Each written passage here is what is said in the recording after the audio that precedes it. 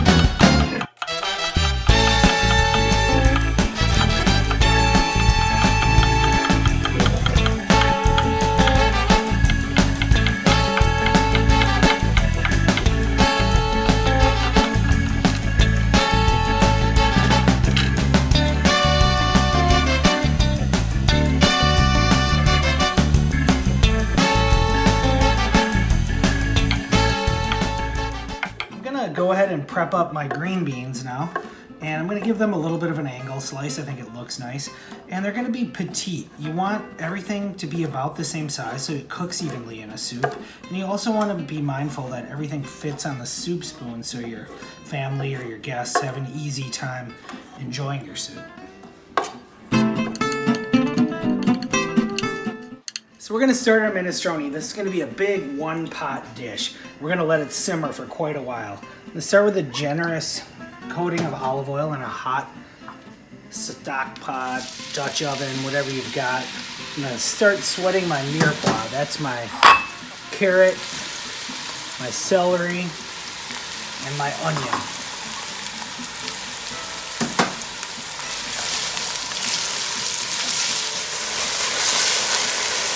My carrot, celery, onion, my mirepoix is starting to wilt down. I'm going to add that parsnip I had. And again, this is a clean the cupboard kind of soup. I had a parsnip, I threw a parsnip in. I have half a bag of frozen peas, they're going to go in later. And then I'm going to give this an initial seasoning with some salt and pepper. And then we'll come back and we'll sharpen and adjust our seasoning at the end.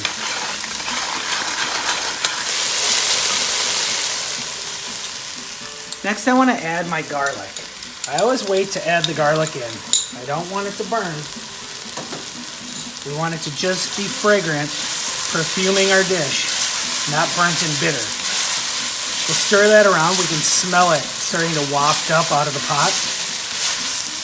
And then we're going to go with our bomba calabrese, our southern Italian fermented chili paste, because we do like it spicy here. So we'll work that in.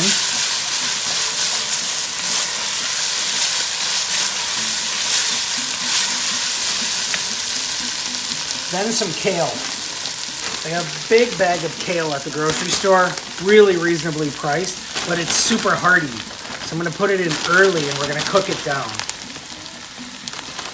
It'll wilt down, so this seems like a lot of kale, but it'll all wilt into our soup. So I'll gently kind of fold that in with our chilies, our carrot, celery, onion, the garlic. Just kind of fold that through.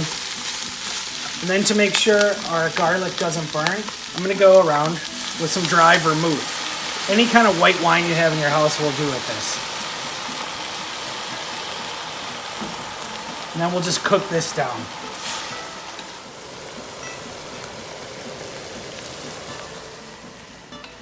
So our kale's been cooking down for just a minute or two. It's about 3/4 of a pound of kale. It really does cook down. I'm gonna add my fresh green beans to this. And then I'm gonna start adding beans. Cannellini beans are a nice Italian white bean. Get all of those out with their juices. Just have some red beans. And 1 can of chickpeas, or garbanzos. We'll stir these through.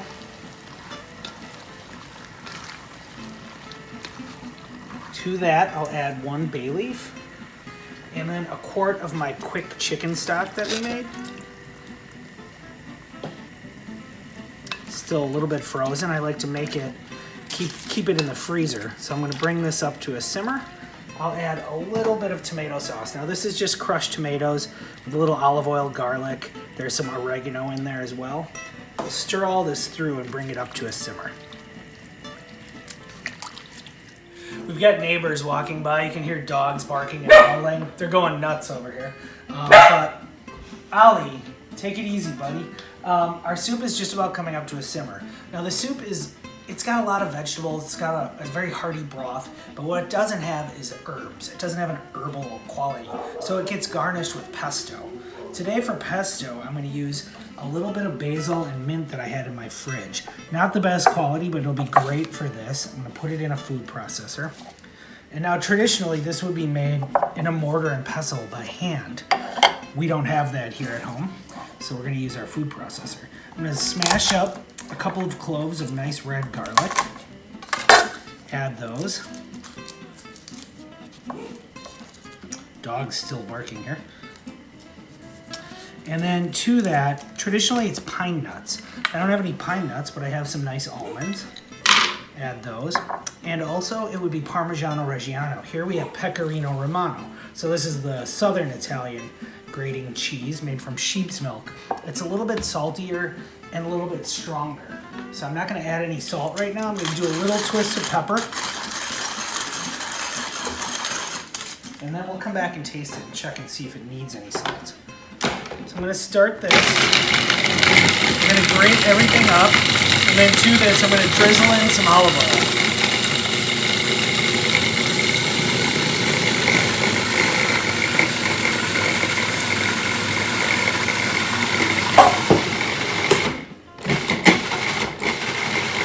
And I want it to become a paste. Pesto, a nice paste here. And this one's a little bit looser, I would say, a little bit more liquidy than I would normally make, but to garnish the soup, we want it so we can drizzle it right in.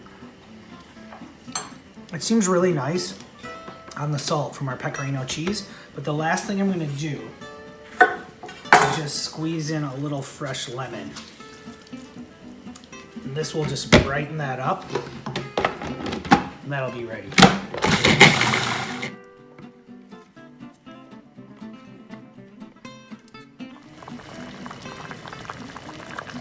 Ooh, so our minestrone's coming up to a nice simmer.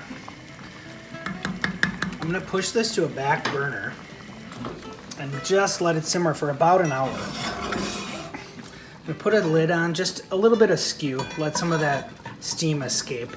And then we'll come back and we're gonna add some frozen peas to this and finish it by boiling some pasta right in the pot. My minestrone's been simmering for about an hour. Everything's cooked down nicely. Now I'm gonna raise my heat up a little bit. You can see everything's kind of come together. And I'm gonna add about 1.5 cups of water.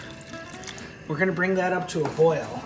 And then we're gonna cook our pasta straight in there. I'm gonna add in that half bag of frozen peas that I had.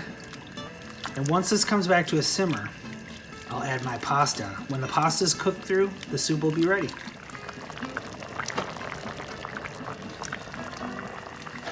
The minestrone's boiling now. I'm gonna add in 1/2 box of this gemelli pasta that we had. You know, we're just literally cleaning out the pantry today.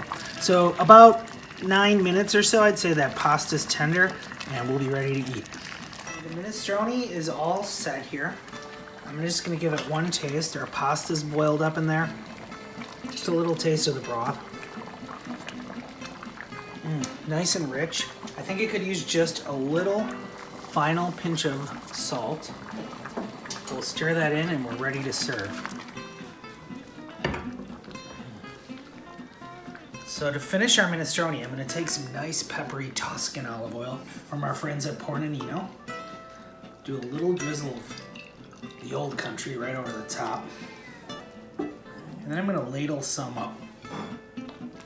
It's got a lot of beans, broth, a little bit of that pasta, parsnips, carrots. Very hearty vegetable soup. Has a little backbone though from the chicken stock that we used. I have a little pecorino romano that's gonna go over the top, and then our pesto that will brighten everything up. Just a drizzle. This is a real Ligurian way of finishing up a bowl of minestrone. I stir my pesto in, gives it that bright herbal flavor. I'll take a taste here. Really good. I hope you give this a try. Use whatever's in your pantry, in your cupboards. Just whip up a big bowl of vegetable soup. You can't go wrong. That's real Lombardino's. Thanks.